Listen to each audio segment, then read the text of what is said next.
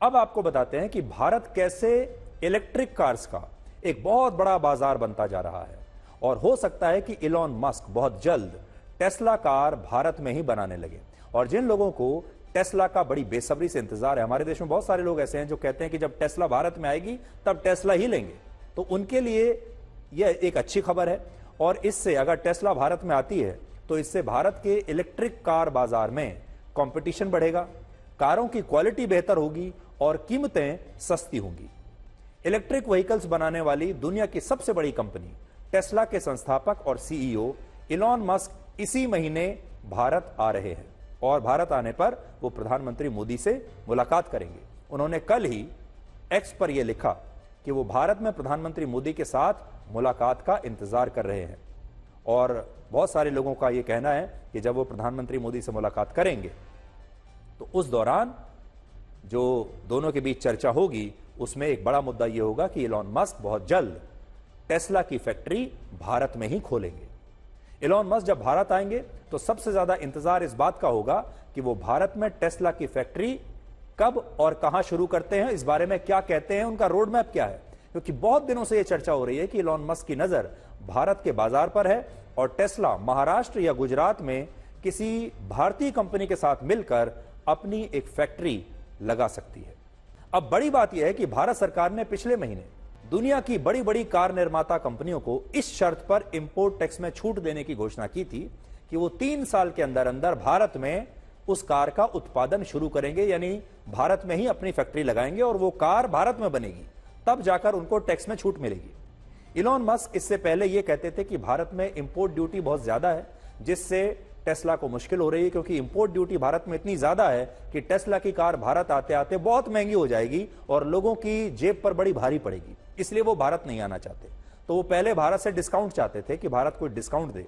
उसके बाद भारत ने यह शर्त रखी कि अगर आपको डिस्काउंट चाहिए, टैक्स में डिस्काउंट चाहिए, तो आपको अपनी फैक्ट्री यहां लगानी पड़ेगी ताकि भारत के लोगों को रोजगार मिल सके और यह टेक्नोलॉजी भारत में बने। तो अब यह समझा जा सकता है कि उनकी मुश्किलें भारत सरकार ने दूर कर दी हैं और वो भारत में ही अपनी फैक्ट्री लगाने के लिए तैयार हो गए हैं। लेकिन टेस्ला के भारत के बाजार में दिलचस्पी दिखाने की एक बहुत बड़ी वजह यह भी है कि अमेरिका और चाइना में टेस्ला की इलेक्ट्रिक कार्स की बिक्री अब घट रही है और इस वर्ष के पहले 3 महीनों में, तिमाही में, टेस्ला की गाड़ियों में 8% की गिरावट आई है, जिससे इलॉन मस्क काफी परेशान होंगे क्योंकि अमेरिका और चीन बहुत बड़े बाजार है। एक हैरान करने वाली बात यह है कि अमेरिका, जापान और दक्षिण कोरिया जैसे विकसित देश इलेक्ट्रिक कार्स को अपनाने में पूरी दुनिया से पीछे चल रहे हैं और वहां अब भी लोग पेट्रोल और डीजल वाली गाड़ियां ही, कारें ही चलाना ज्यादा पसंद करते हैं और इलेक्ट्रिक कार्स की जो संख्या है वो अमेरिका में बहुत कम है। टेस्ला की नजर भारत पर इसलिए है क्योंकि भारत में इलेक्ट्रिक कार्स का बाजार तेजी से बढ़ रहा है। पिछले वर्ष भारत में कारों के बाजार में इलेक्ट्रिक कार्स की हिस्सेदारी बढ़कर 6.8% हो गई।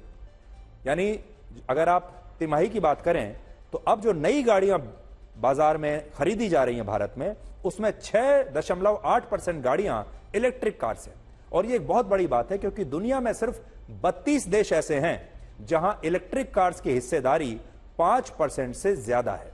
32 देश।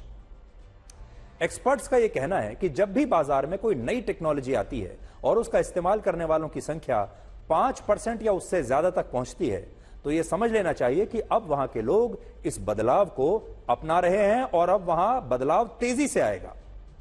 दुनिया में सबसे ज्यादा इलेक्ट्रिक कार्स की बिक्री नॉर्वे, आइसलैंड, डेनमार्क, स्वीडन और फिनलैंड में हो रही है और नॉर्वे में तो बाजार में इलेक्ट्रिक कार्स की हिस्सेदारी लगभग 80% हो गई है। सोचिए, नॉर्वे में 80% गाड़ियां जो नई बिक रही हैं वो इलेक्ट्रिक कार्स हैं, आइसलैंड में 58%, डेनमार्क में 45%, स्वीडन में 40%, फिनलैंड में 35% नई गाड़ियां जो हैं वो इलेक्ट्रिक कार्स हैं। अब देखिए, इलेक्ट्रिक कार्स की चीन में जो परसेंटेज है वो है 24%, जर्मनी में 20% गाड़ियां इलेक्ट्रिक हैं और ब्रिटेन में भी इलेक्ट्रिक कार्स की हिस्सेदारी 18% हो चुकी है। यानी ये सारे देश वो हैं जो इलेक्ट्रिक कार्स को अपना रहे हैं।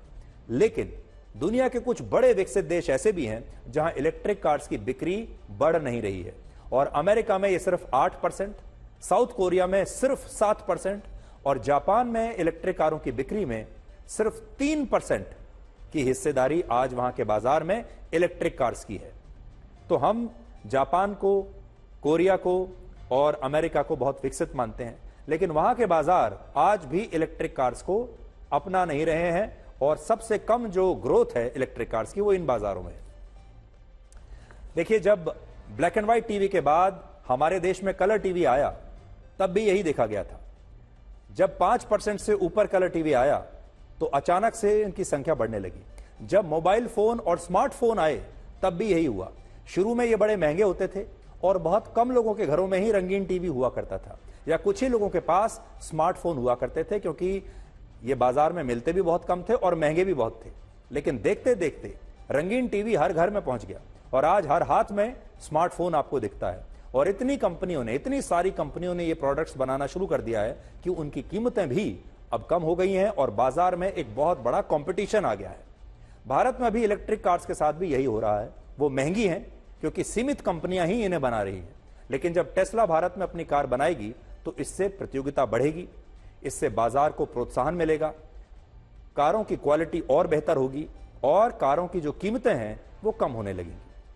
वैसे इलेक्ट्रिक कार्स के साथ एक चुनौती यह भी है कि ये गाड़ियां पेट्रोल और डीजल वाली गाड़ियों से 20 से 30% भारी होती हैं, यानी इनमें वजन ज्यादा होता है। और इसलिए जब इलेक्ट्रिक कार्स की संख्या हमारे देश में बहुत ज्यादा हो जाएगी तो हमें उसी हिसाब से सड़कों का और पुलों का निर्माण नई टेक्नोलॉजी के हिसाब से करना होगा, क्योंकि इन कारों में जो है वो भार ज्यादा होता है। ये गाड़ियां जो हैं ये पेट्रोल और डीजल की गाड़ियों के हिसाब से ज्यादा भारी होती हैं। तो आप इंतजार कीजिए, हो सकता है कि बहुत जल्द टेस्ला भारत के बाजारों में आ जाए और जैसे कि पूरी दुनिया धीरे धीरे बदल रही है, हो सकता है भारत का जो कार बाजार है वो भी धीरे धीरे बदलने लगेगा।